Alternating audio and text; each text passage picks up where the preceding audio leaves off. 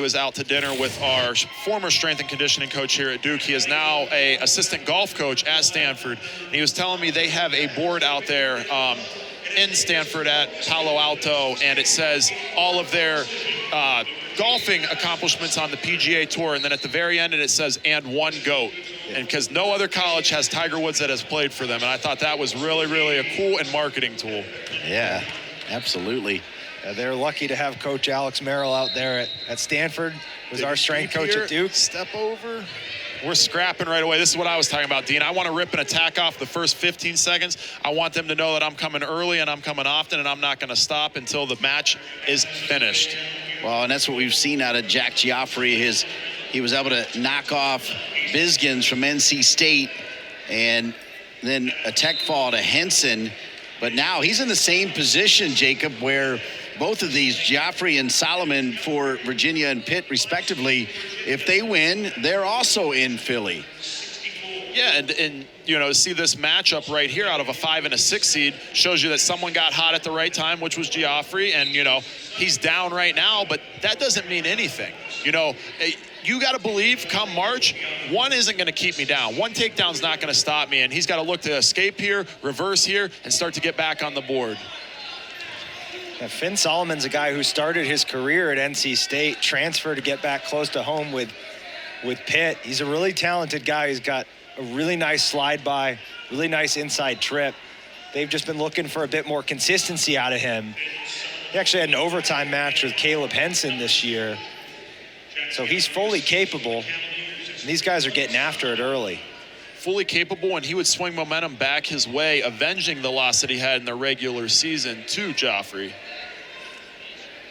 After beating O'Donnell from Duke, Finn Solomon's overall record now 47-25. That's respectable. And college wrestling is so hard, any record. Anybody that does it, it's respectable. That's what back in the lead. That's what I was saying. One can't be enough to put you down here, and you've just got to worry about the next point. We're not even 2 minutes into the first period here. Gioffre brothers have made a living over here on mat 2. Yeah, they have. Jack Gioffre. You predict that one too, Rhino? Just curious. He kind of did. Don't give him credit, Dean. No, Don't give him credit. We talked a lot about how both of them hadn't wrestled all that much this year, but they're both really talented coming out of California, and you know, wasn't too surprised to see, you know, that the upset possibility from each of them. I know this UVA staff has a lot of belief in them, and they've done a nice job today. Bit of a precarious situation there. I'd like to see that one stop. No need to get hurt, especially with an auto allocation on the line. Completely agree. I think I'm going to double down on whatever you're telling Jacob to bid on in Vegas. But he's just saying vague statements, Dean. He's not committing to anything here. He's going to tell us next, if you score more points, you're probably going to win. Oh, wow, what a flurry there. Yep. Full commitment by Solomon to get out there. It's really a simple sport, Jacob. If you get more takedowns, you get off bottom, and you ride, you typically win. Oh, look at this. It's like two mountain lions, right? It's like this 4-4 scene in a superhero movie, just the stare down. Right in front of us. I hope we see a pin on this mat, Rhino, after someone's got a lead, just so it completely counteracts your point that you just made about scoring points. Yeah, that's true. That's true. That's typically how it goes here. The pure objective of wrestling still is to pin the opponent's shoulders to the mat, as Corey Bell would tell you. See a replay here. Nice Granby roll for the escape. Stare down. Great work by our crew to get a great shot at that.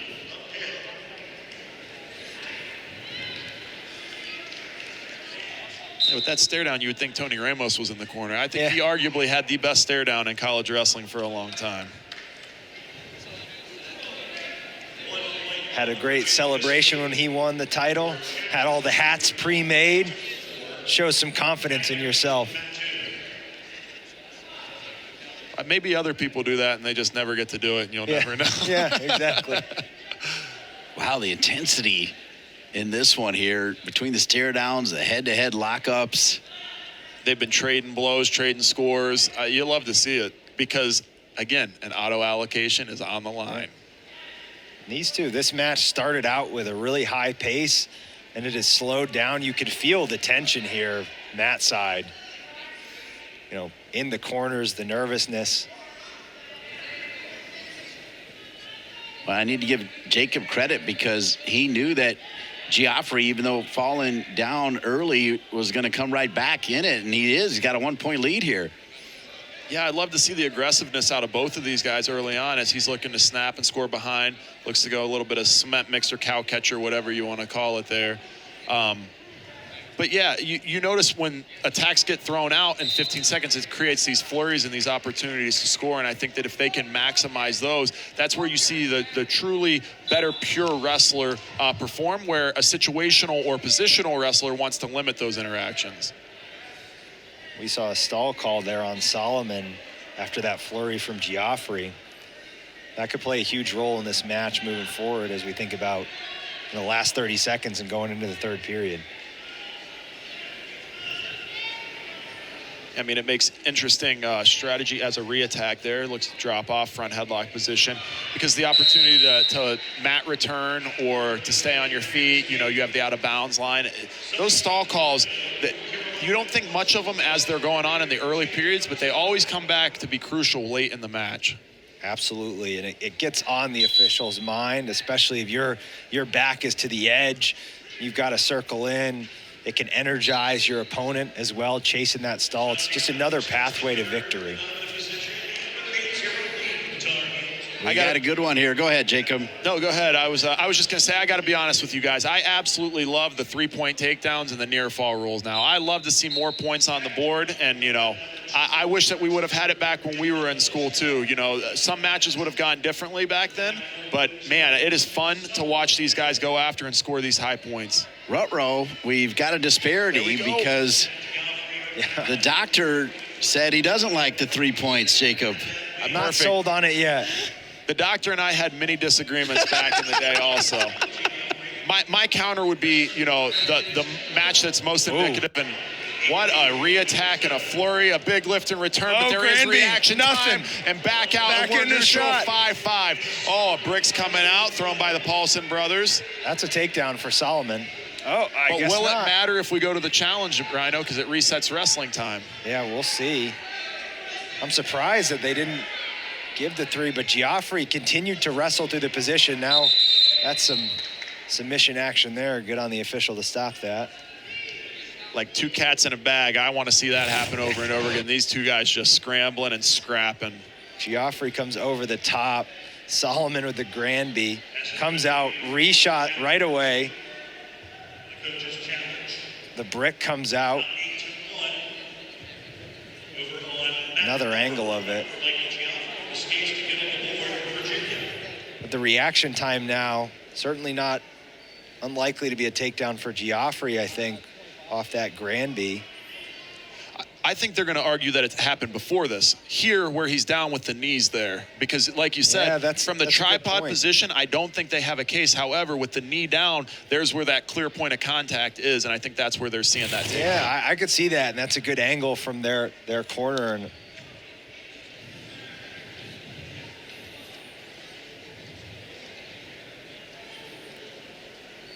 we're going to get another look here from our great production crew.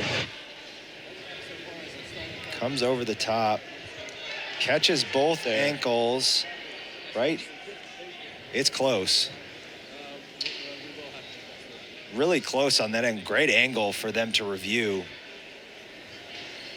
I think they're probably going to stick with this call.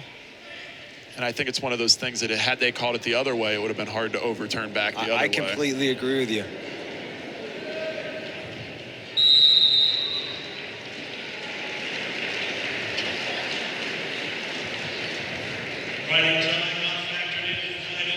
And we've got a lot of officials over here on mat 2 taking a look at this. Yeah. It gets a little tricky, too, because when points totals do get changed and everything, then you have to go back and look at time and everything else. But I love that this challenge system now exists so that they can go back and get the calls right, and they've done a phenomenal job correcting these calls. Absolutely. I know, Ian Miller back in the day would have loved to have that challenge system. Free Ian Miller.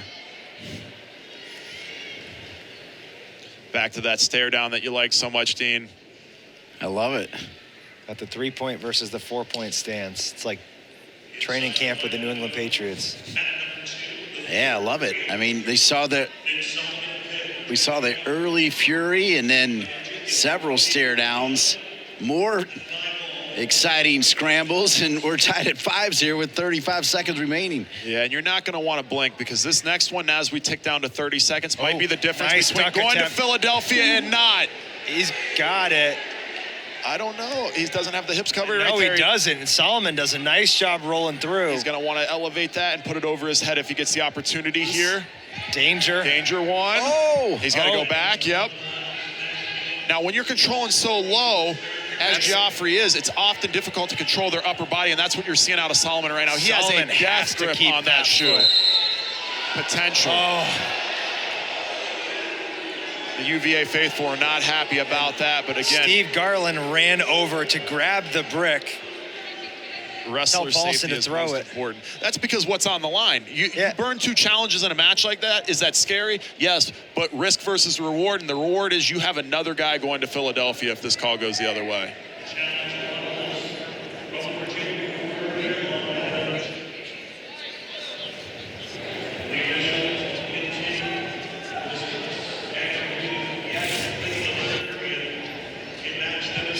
Gioffre comes. He's got both legs, but he's not covering the hips. Set to go now on mat number 1, match number 67 to go to 165 pounds. So Solomon rolls through. Appropriate danger call by our official. And we're looking here to see if he grabs the toe. It should be a technical violation.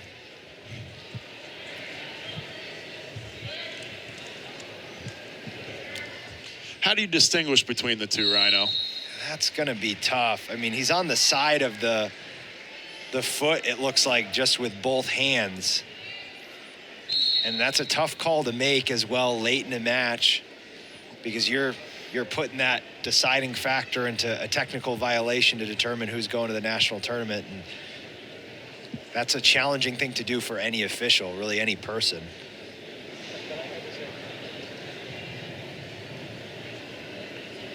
Yes. That's a great angle from our camera crew.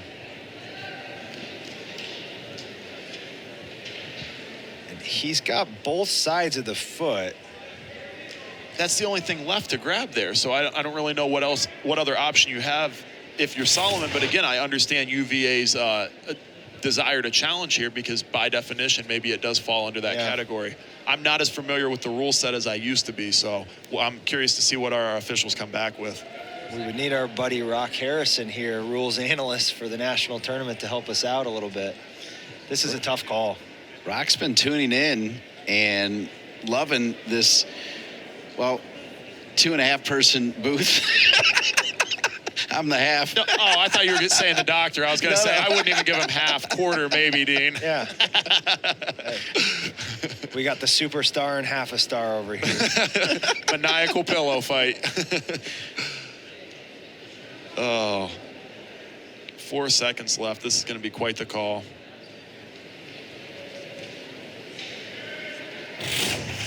They're taking a long look at this. Hanging by the toe.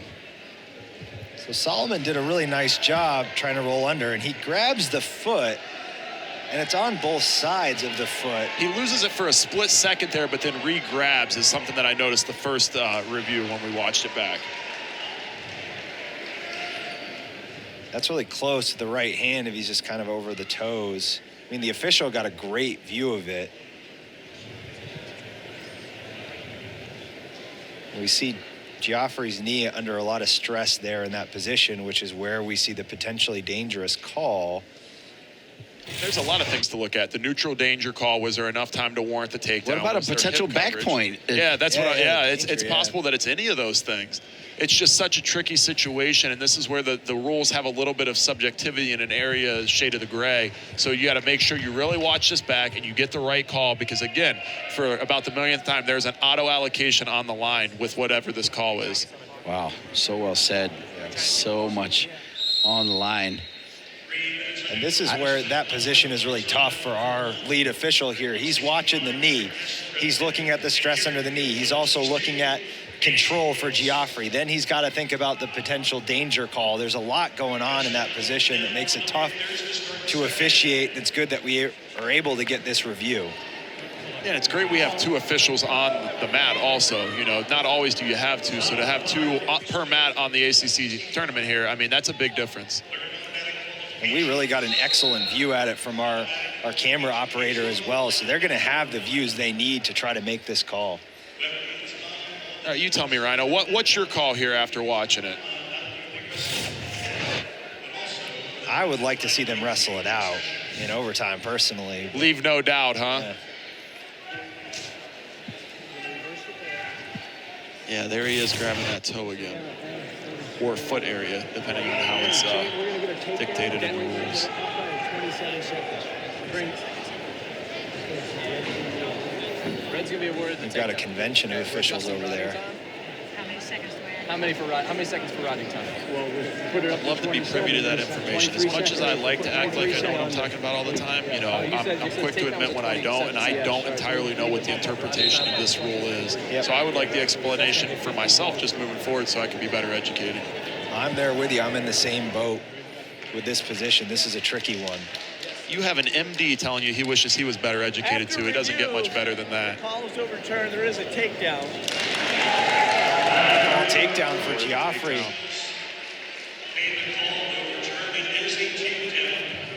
Now, do they got to reset the time to whenever it was awarded?